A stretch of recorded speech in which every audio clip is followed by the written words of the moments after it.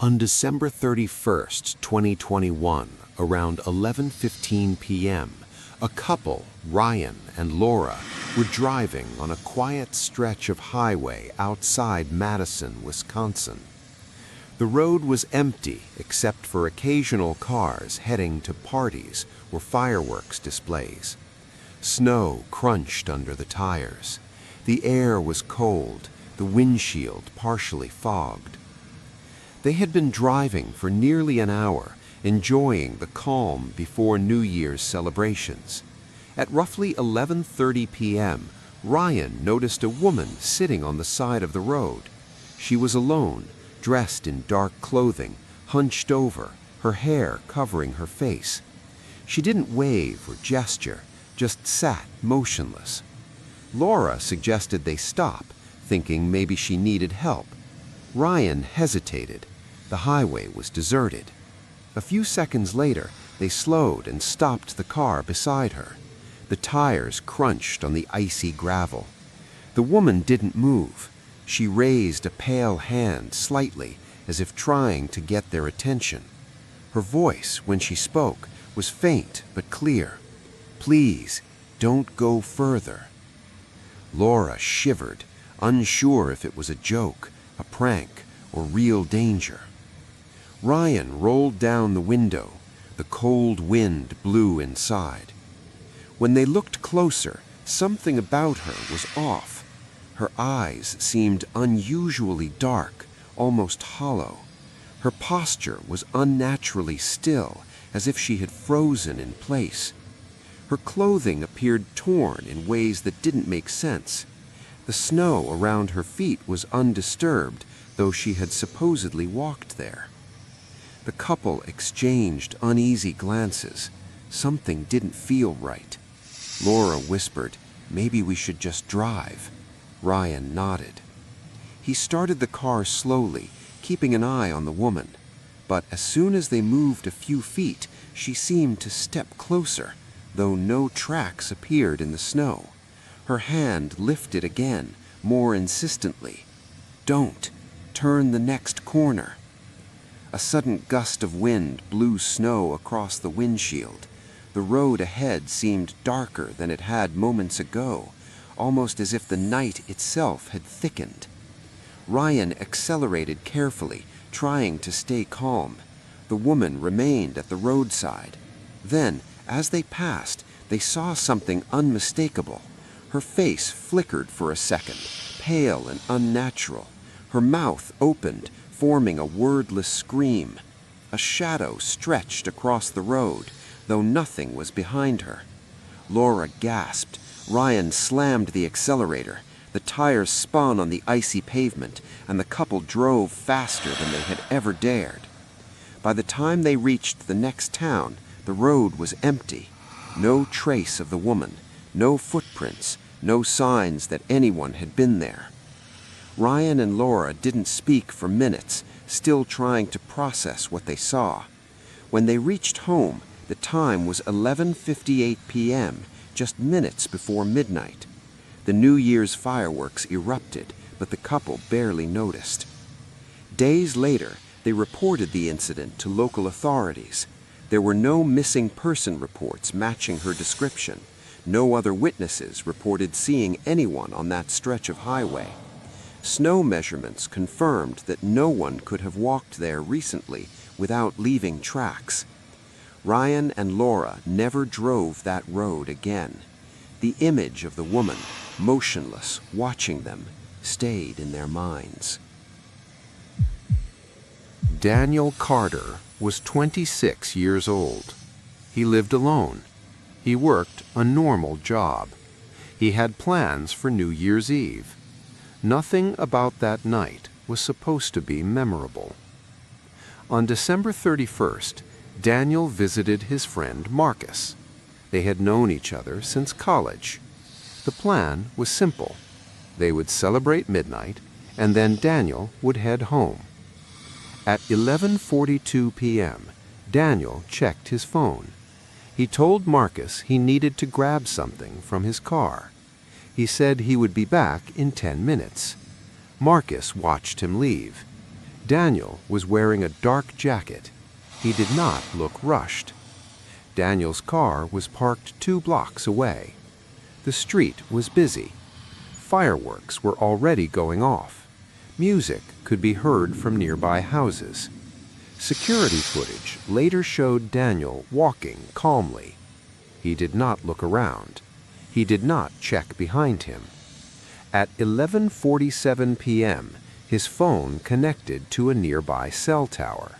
That was the last signal. At midnight, Marcus sent Daniel a message. No response.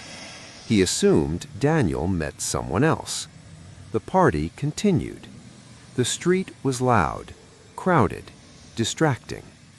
No one noticed that Daniel never came back. The next morning, Marcus checked his phone. Still no message. He drove to Daniel's apartment.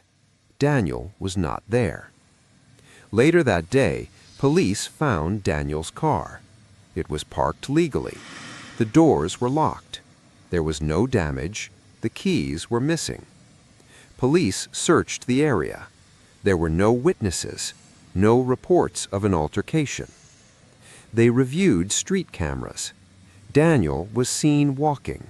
Then he disappeared between 2 camera angles. That gap lasted 11 seconds.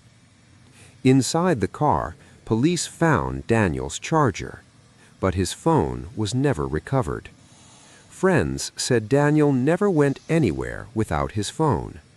Investigators believed the crowd played a role. Fireworks, music, people shouting. If someone had called for help, no one would have heard it. One witness later came forward.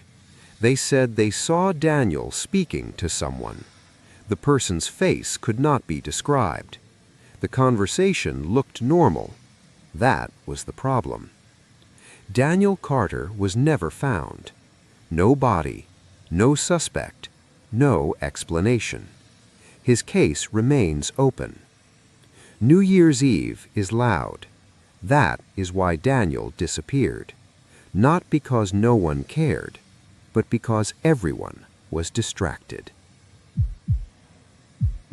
On December 31st, 2020, in Brookfield, Wisconsin, an old 6-story apartment building was unusually lively. Residents carried drinks, laughter echoed through the hallways, and music spilled from open doors. Above apartment 604, lights flickered intermittently. No one officially reported someone living there yet. A delivery driver making his rounds noticed a figure briefly appear at the 6th-floor window. The figure didn't wave, it didn't move, it just stared. Around 11:30 p.m., some neighbors noticed oddities. Lights in Samantha's apartment flickered at irregular intervals. A faint, unfamiliar scent lingered in the hallway. Shadows seemed to move across windows where no one was seen. Marcus, a resident on the 4th floor, noticed a fleeting silhouette at Samantha's window. He couldn't tell if it was her or someone else. It lasted only a second, then vanished. By 11:45 p.m., Samantha was nowhere to be seen. Emily Lawson was 29 years old.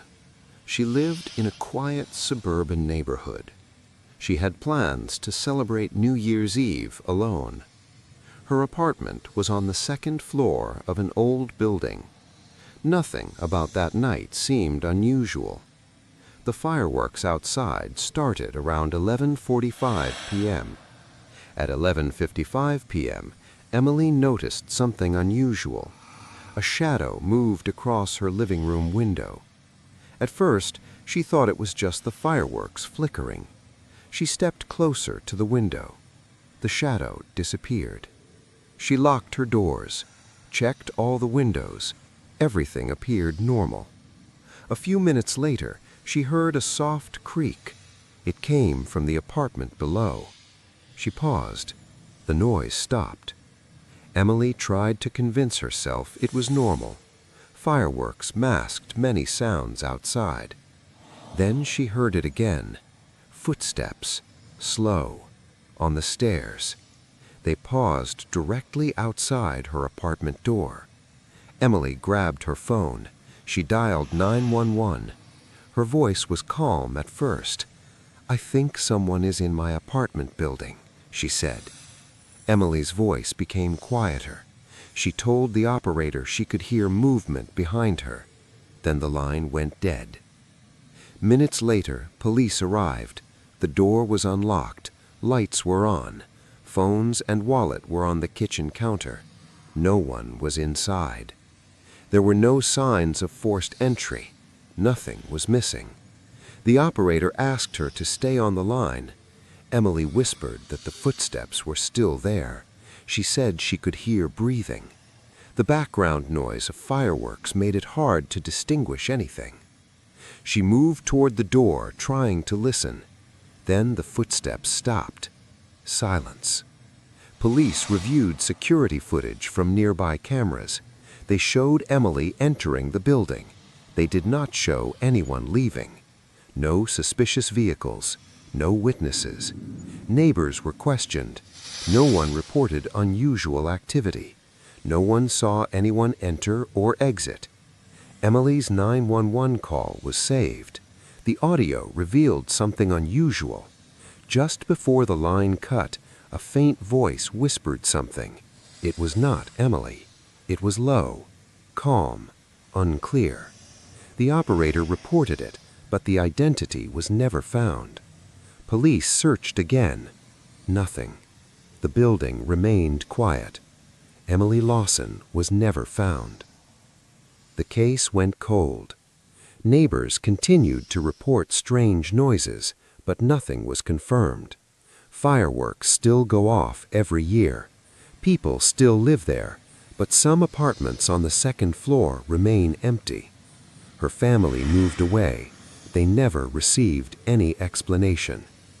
The darkest part is how normal everything looked. Everything was ordinary. Lights on, phones on the counter, apartment doors locked. And yet, Emily disappeared without a trace. New Year's Eve celebrations continued outside. The fireworks masked everything. The crowd, the noise, the distraction, all of it hid what was happening inside. No one saw her leave. No one heard her scream. And by the time anyone realized, it was already too late. The shadow remains. The footsteps remain. The 911 recording remains. And Emily Lawson was never seen again. That's all for tonight. If you have a true story, you can share it via email. I'll see you next time.